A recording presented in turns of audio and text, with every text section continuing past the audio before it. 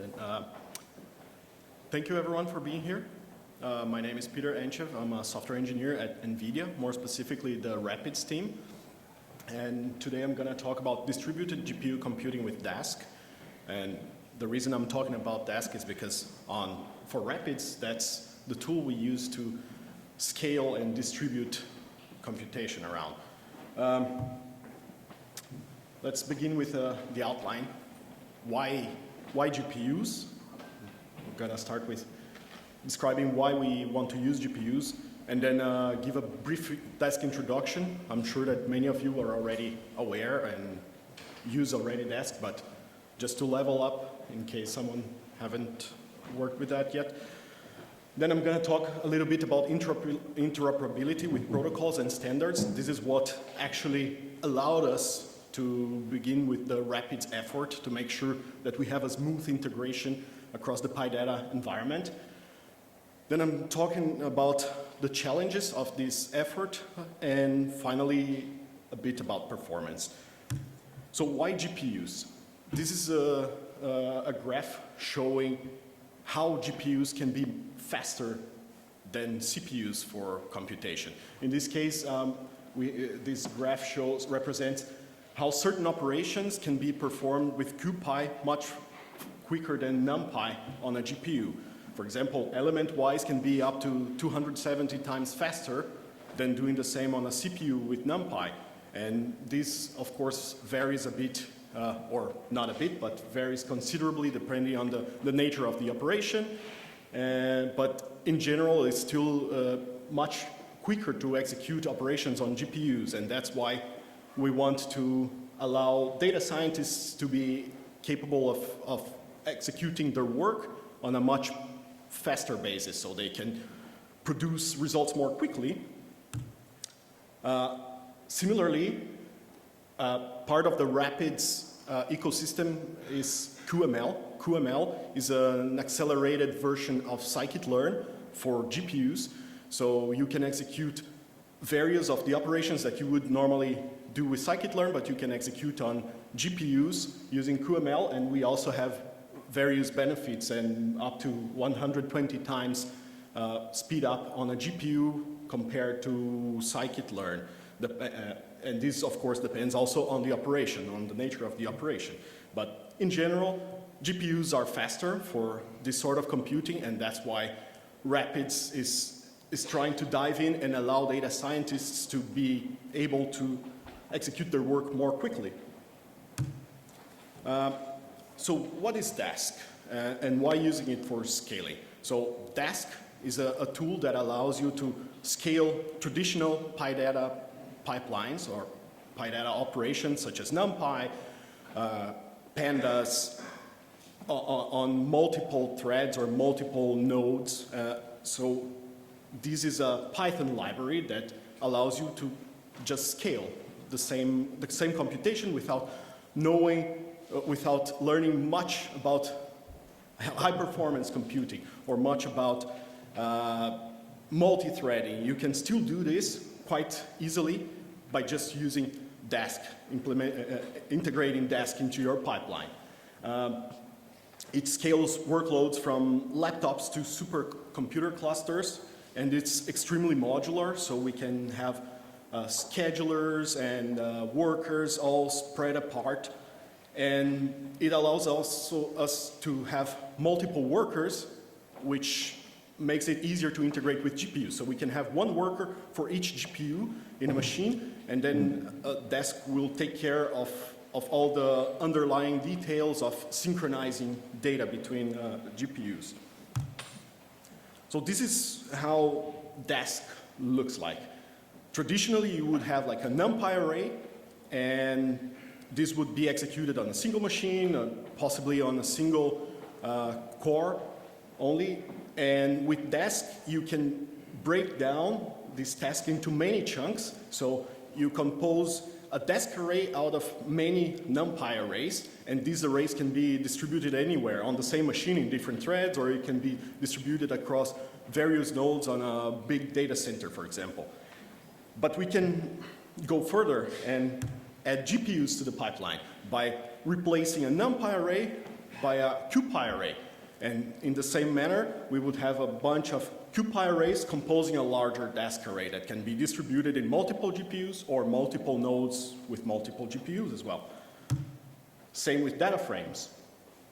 We can have various pandas DataFrames composing a larger Dask DataFrame, or we can go to CUDF, which is part of the Rapids ecosystem, to perform the DataFrame work on GPUs and also distribute them with Dask.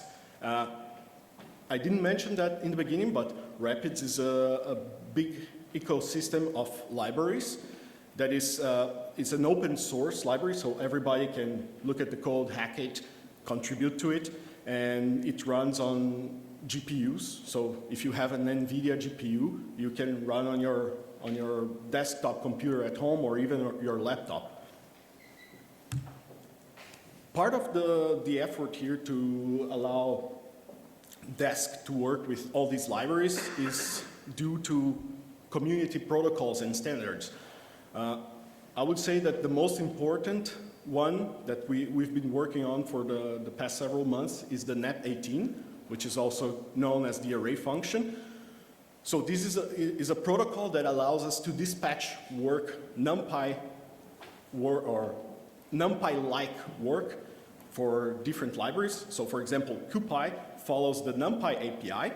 So we can call a NumPy function on a CuPy array, and this will be dispatched to CuPy. So CuPy will actually execute the work, and this work will be executed as demanded by CuPy. But the important part here is that we don't have to rewrite code. For example, Dask and other libraries such as sparse that underlying use NumPy arrays, they have, for example, numpy.sum somewhere there. And we don't want to change this, and also we don't want to need to know of all possible libraries that are out there that are NumPy-like libraries, but should work with Dask or sparse or any other library. So what we want is to allow Dask to work with any of these libraries independent of what these libraries are by just passing a different type of array. So if we pass a NumPy array to Dask, it will work on a CPU, distribute the work on CPU. But if we pass a CuPy array, it will work on the GPU. And we don't have to change much of the Dask code. We mostly have to implement this array function protocol, and it will take care of checking, okay, so you're a CuPy array, dispatch to CuPy. This will be done by NumPy. So this is how it looks like. Today, for example, to execute an SVD on a Dask array, you would import Dask, import NumPy, and then you create like a NumPy random array and you pass it to a Dask array. You chunk it down into smaller chunks that will be executed in parallel. And the important part here is this numpy.linalg.svd working on a Dask array. So before array function, you would have to execute that with a Dask array call. But now we can only rely on NumPy API and call numpy.linalg.svd on a Dask array. And NumPy will take care of dispatching this to Dask. The same with CuPy, for example. And we see here, for example, on a CPU, it takes about 1 minute 21 to finish this task of executing, of computing the SVD for 1 million by 1,000 array. But what if we want to use CuPy instead and dispatch that work to GPU? This is all we have to do today. We only import CuPy and we change the type of the array that we're working on. Dask and NumPy will take care of dispatching this work seamlessly by not changing anything. So you will still call, the important part is that you will still call numpy.linalg.svd. So what that means is that you don't have to know what is the type of your array anymore. You just have to know that, okay, it's a NumPy-like array, and you want to dispatch that to whatever background it's working on. CPU, GPU, sparse array, doesn't matter. And compared to the work before, this is taking 41 seconds on a single GPU. So before we had 1 minute 21, and now we have 41 seconds. So we had a 50%, now we have like only 50% of the time to compute this without doing basically anything, just changing the NumPy to a CuPy array. But of course, NAP18 doesn't solve all our problems, and there are still limitations that need to be addressed. For example, universal functions, this is already addressed by ufunc. Actually, this predates array function. But there are other issues like numpy.array and numpy.asArray that will require their own protocol or some other solution. So these functions actually coerce any type of array into a NumPy array. But if we do that and we are operating on a CuPy array, then we'll get a NumPy array and we don't leverage the computation on the GPU anymore. So this is not what we want, and this is a bit difficult to solve today, but we're working together with the NumPy community to address this sort of issues to make sure that in the future we will allow this, with different protocols, we'll allow this to happen smoothly and without rework from developers. And this patch of methods of any kind. So right now, NumPy or array function needs a NumPy array or a CuPy array to operate. But what if you don't have an array, like a random state? There you're not saying what type of, you're not passing an array, so it has no way of knowing where this function should be dispatched to. So this is another issue, and there are other efforts today that are trying to address. We still don't know what the future looks like.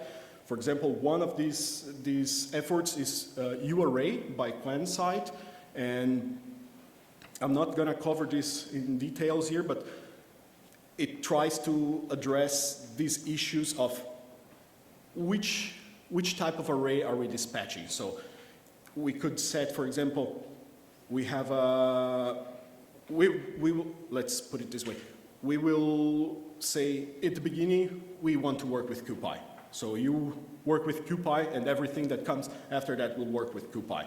But we still don't know how that's going to look like. Regardless, array function has been very useful, and there's a lot of things that can be done with CuPy and Dask without these issues covered already. Another protocol is the duck array protocol. This might sound strange for some people, as it did sound to me, and actually it still sounds to many of the NumPy community. There's not a nice consensus, like, is that duck array the best naming? But for now, we're just sticking to it, because mainly for the lack of better names. And what it does, it's actually a replacement for numpy.array or asArray that will, instead of coercing the array to a NumPy array, it will pass this array through. So today we have NumPy as array, and no matter what type of array you pass to it, it will return a NumPy ND array. But that's not what we want when we're using, for example, array function in Dask. We want to call something on a CuPy array and return the CuPy array, or return the Dask array. Or if we cannot coerce into a different type of array, such as a list, we will then coerce into a NumPy array. So it has to work with basically any objects that work with numpy.array and asArray today, but it should also work by not coercing arrays that we know that are supposed to work with that pipeline. On GPUs, there are other efforts also for protocol and standards. One of them is the CUDA array interface, which is already implemented by libraries such as Numba, CuPy, and PyTorch. And this allows GPU libraries to operate with each other without copying data around. We know that today the biggest challenge is communication. So now that we improved computation a bit, communication has become a bigger challenge than it was in the past. And for that reason, we don't want to be copying data around all the time if we don't need to. And CUDA array interface comes in to address that. So with the libraries that implement this CUDA array interface when you coerce, for example, a Numba array to a CuPy array. Instead of copying the data, it will use the same data pointer, and you give ownership to that other library.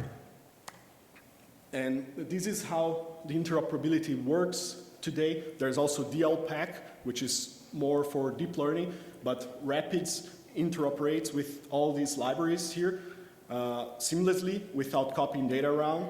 And the CUDA array interface is largely what allows us to do that. So instead of copying everything, we just keep where the data is and we operate on that instead.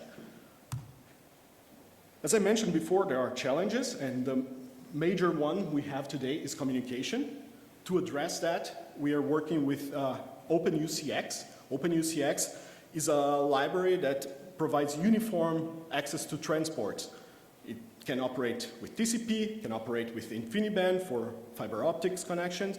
It can operate on shared memory, on NVLink, which is a proprietary NVIDIA communication board between GPUs that is faster than PCI Express, and this is the reason why NVIDIA actually went into this level of having separate types of communication or separate proprietary types of communication, because PCI Express is just not capable of handling all this data anymore. And the problem with communication is that TCP sockets are slow, and this is what Dask uses normally for communication between workers, between nodes, and TCP will just not be enough to leverage all GPU computing power. So we need all these other protocols to work and all these other data connections to work to be fast.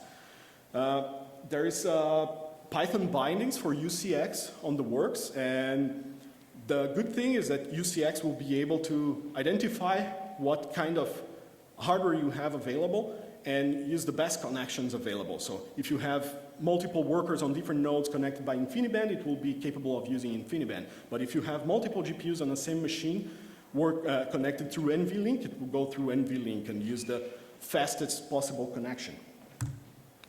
So this is, if you're familiar with Dask task streams, Dask task streams is just this visualization from Dask, and depending on the operation, we have communication. So communication is identified by the red squares. And before UCX, we see that for this particular operation, communication at the end took about 4 seconds. And when moving to UCX with InfiniBand, we go down to under a second. So this plays a major role, and we can see that this is only bound by communication at the end, but it will play a bigger role on operations that require a lot of communication between workers in general. So I here have an example of creating, of working with Dask on GPUs, but we can try to do, since we're in Spain, we can try the Vida Loca mode and go into a live demo. Many people have tried, few have succeeded. I hope I'm one.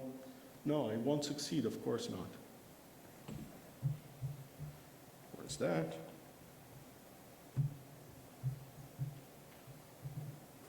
And this is because I tested just before.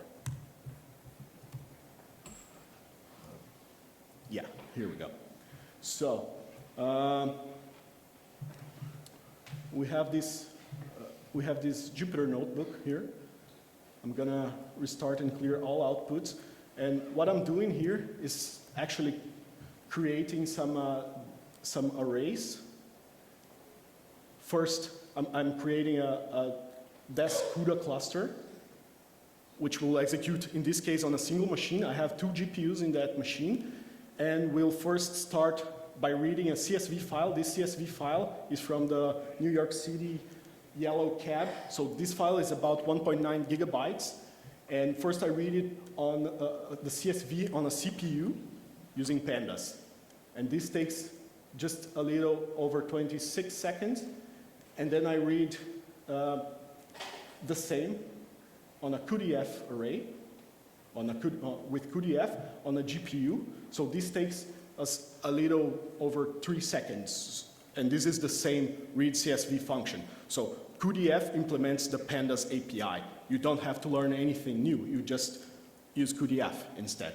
And sorry, I clicked on restart and run everything, but we'll go through that anyway. So CUDF running on a single GPU is much faster than Pandas running on the CPU, either way. So from 26 seconds, we went down to 3.33 seconds. This is the kind of operation that we normally thought GPUs are good for array computing and deep learning, but CSV, parsing text files, it turns out that they're good for that as well. I was also impressed by that.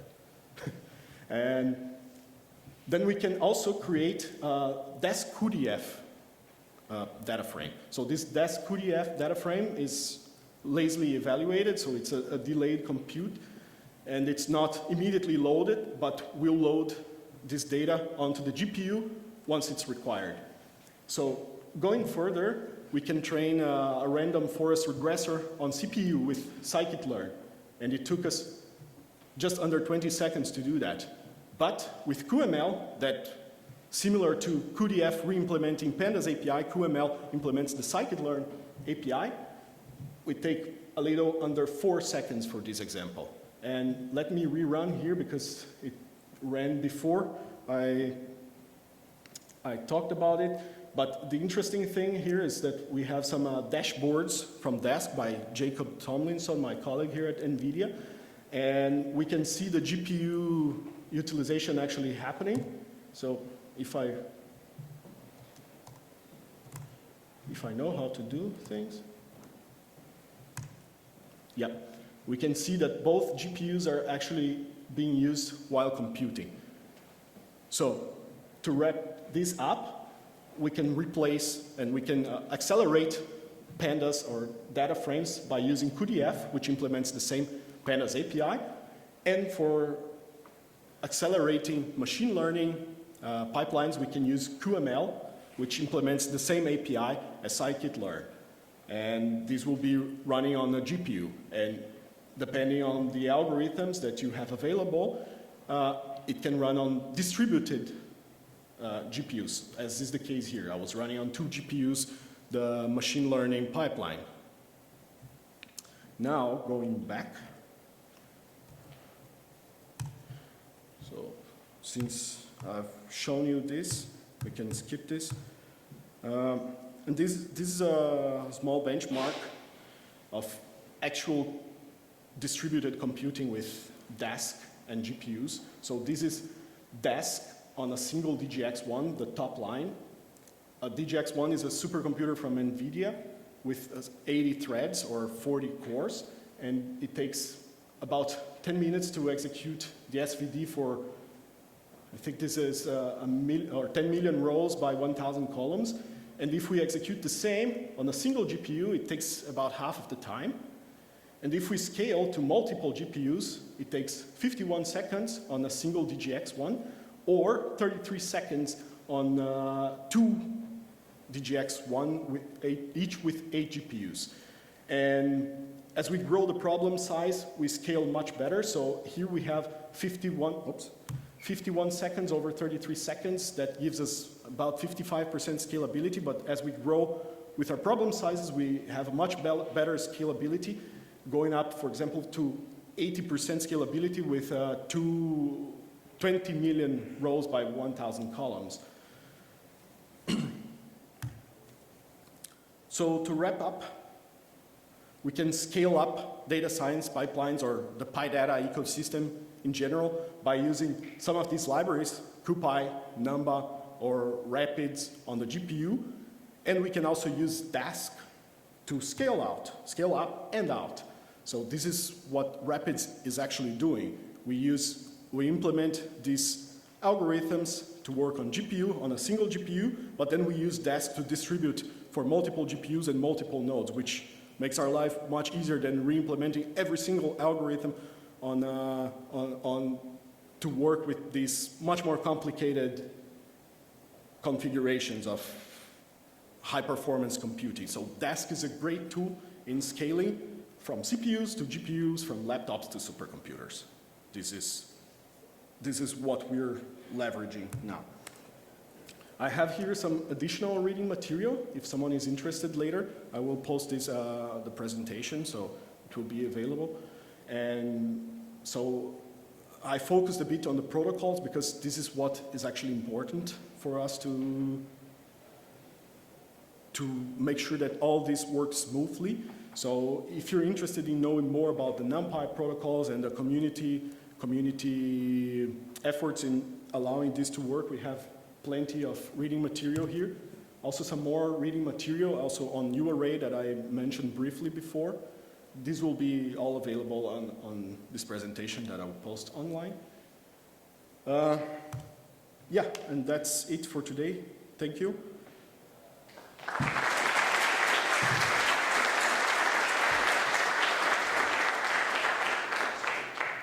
Do we have any questions?